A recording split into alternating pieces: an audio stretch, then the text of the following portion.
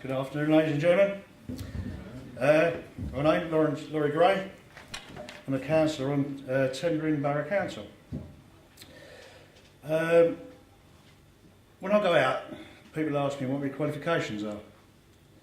First thing I normally say is the Tory-run council, every single one of them, hate me.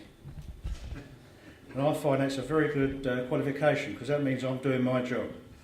I fight them on every single thing I think is wrong. People tell me what is wrong, and I fight them on it, which is why they hate me. Anyway, that's me.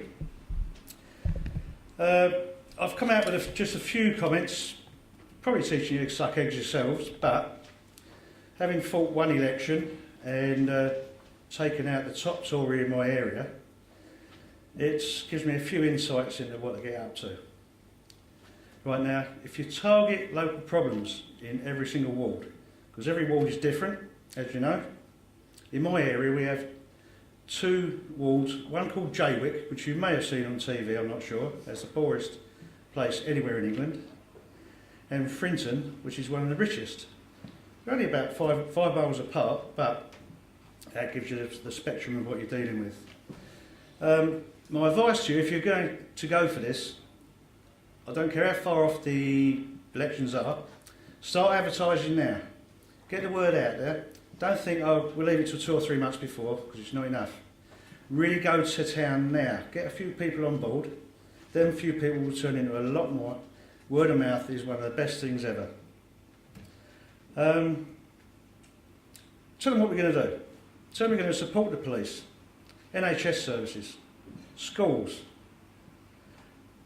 basics, rubbish disposal, fly tipping, real affordable housing, which is not known down my way, and especially social housing, to get people out of the private rental horrible places and give them a council house, give them a chance to actually develop themselves. Remind them that the local council they've got at the moment ignores what they say. They're run from Westminster. They're not interested in the local people. We will run the council on their basis, not what's best for the bank account. So far in my local area, I've been very lucky. I've recruited, who have put their names down to stand, doctors, nurses, teachers, ex-service personnel, retired policemen, publicans, and the local service providers. That enforces the fact that the people that are actually going to be standing in them seats know what's going on in their area, which has been said before. If you've got the local people there that know the problems in their local little bit, they're the ones that the people will respond to.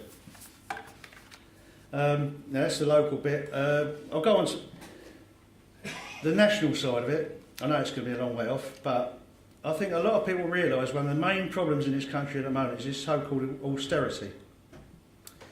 The government's forcing people into being poor. Their reason I'm not quite sure of, but they seem to want a two-tier system. We need the police increased because the crime's going through the roof. We've got schools that are overcrowded classes, up to 45, 48 children in a class, which is just totally ridiculous.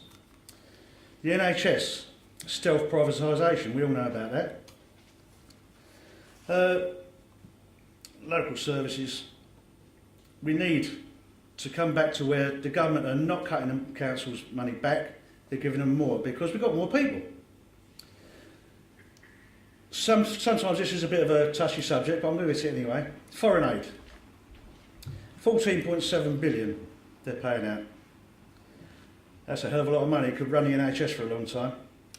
And I don't know if you noticed on the news a couple of weeks ago, our anointed leader went to Africa and gave them another £4 billion as soon as she landed. For no apparent reason, but maybe they're going to buy more guns off us, I don't know.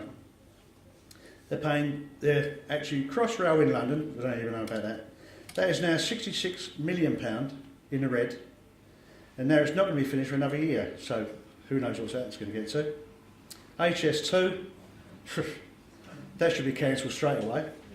They can't even get the train up and down the up the coast anyway. Virgin couldn't do it, nobody can do it, so why do we want to spend another 20, 40 billion on trains that don't go? Who knows?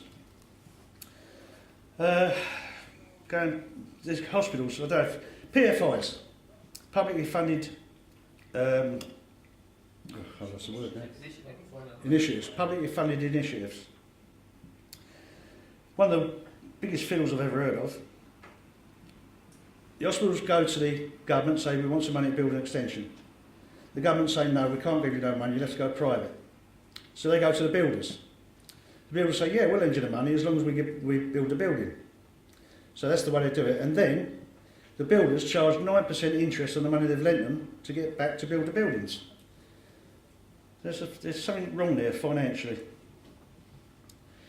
Here's something that, again, that might be a bit touchy. Immigration. Now, I'm a great believer in immigration, controlled immigration, have the people, the nurses, the doctors and everybody else we want, the people we need, like other countries do. I think this is the only country that doesn't do it. I mean, I travel a lot. Australia, New Zealand, America, Canada, you name it. If you're a rocket science, they'll take you. But they won't have you if you can't support yourself. So, you know, we're getting pretty crowded over here. A sore point with me. There's somewhere in the region, they won't give out the actual figures, but there's somewhere about 4 to 10,000 immigrants now in our prisons, costing us millions every year. They talk about children in Syria. I think if we're going to take children from Syria or places like that, we should do it one for one. Each one of them immigrants that come here and abuse our country and our legal system, deport them. They've just done 4, sent them back. We'll stop them one for one. Get rid of them immigrants that are just causing crime, drugs, all the rest of it. Get rid of them out of the prisons. And have one child back for each immigrant we send. Well, I think that's a very fair way of doing it, looking after the people. Finally, it probably affected some of you people here, the pensions that you pay for all your life. Now, women, born after the year 1952-53, were hit the worst. They have paid in all their life full stamp to expect their pension at 60 years of age. Yes. That's been extended to 64, 65. Now, 66. sorry? 66. 66. Now, if an insurance company or a pension company or something like that had turned around and said, we guarantee your money when you hit 60 years age. When you hit 60, they said, no, I'm not giving you your money now, it's another 5 years. That insurance company would have been taken to court and would have been done for fraud. The government does exactly the same thing, takes all that money away from them women, which in some cases works out to £30,000 or £40,000 over 5 years. They said, no, you can't have it now. That's fraud. The government has committed fraud against these women. And there's millions of women out there. There's a group called WASPIs. You can look it up on the internet. It's an acronym for, I'm not quite sure what it is, but I've been involved with them quite a lot since they first started, WASPIs. That's a group of women that are still fighting for that. And I think we should try and support them in their battle. Not from the point of view that if we do support them, there's a hell of a lot of votes out there for us. That's being greedy, but there you go. Anyway, there's not a lot more I'm going to say because I'm running out of time anyway. What have I got? Right, so, nice to meet you all. So it's been a long journey up here from Essex. That's right down that, that other end. But we're doing well. And I'm building quite a good base of people. I'm going to say again, use your people in the community, use your people that people know. Publicans, great, use them. Because they are the people that people trust. They don't trust politicians. I'm an ex-fireman. I think they trust me, I'm not sure. Anyway, thank you for listening to me, and I hope we do well. Thank you.